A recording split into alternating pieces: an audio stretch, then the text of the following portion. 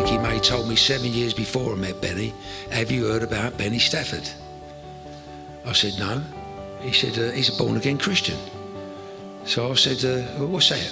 He said, I don't know.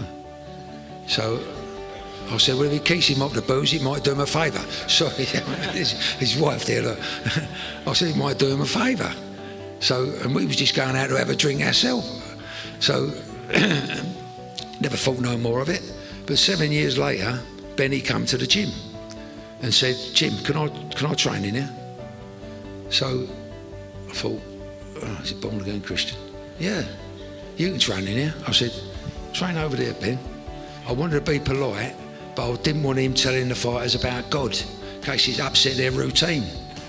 So anyway, he knew what he was doing. He went over there and done his little thing. Then he got to know my routine when I was finished, like coaching the fighters. So I had a bit of help around me because I used to work till 1 o'clock in the gym, train the fighters that I had, a good school of young fighters then.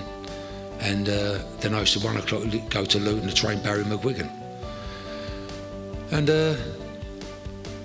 he used to say, cup of coffee, Jim, you know, when I had the break and I'd go and have a cup of coffee. Then while I was in the office having this cup of coffee, I got a phone call. All the shows, about 2 or 3 months worth of shows, were all cancelled. And I just went berserk in the office and started to smash the office up, you know, in my own little way. And he said to me, Benny said to me, you need the peace of Jesus.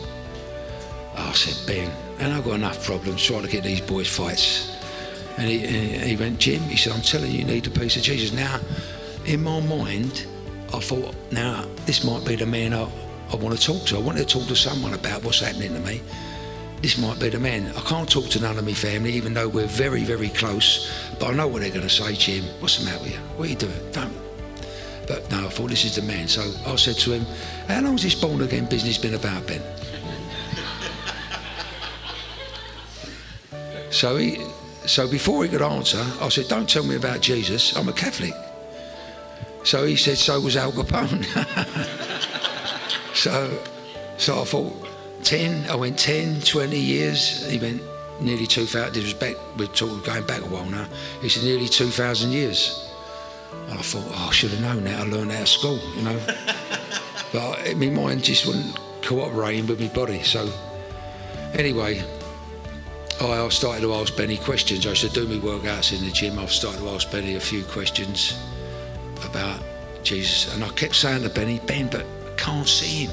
And Benny used to say, Jim, it's real. It's real. Look what's happened to me. It's real. It's this, it's that. And I used to think, oh, you know.